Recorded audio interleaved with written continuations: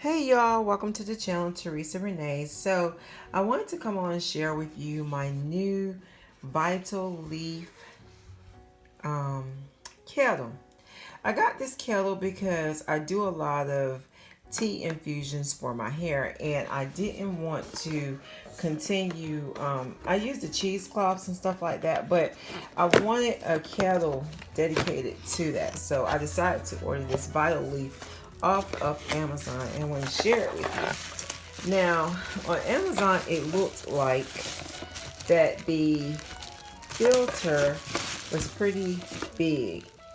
And this is actually microwavable, and it is but it's not stovetop safe, which I'm fine with because I really don't need to put it on the stovetop anyway.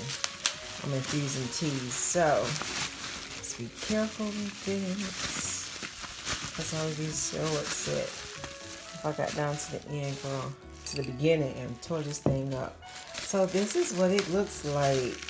And keep in mind, this is specific to my hair. So it's really cute, right?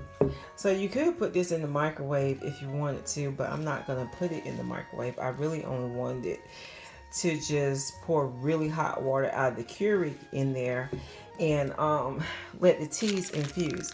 So this is the infuser here. A pretty good size strainer. I can get right much in there.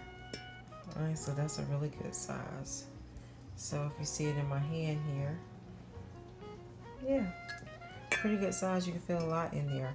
And so you sit that, wait a minute, yeah, that goes in there.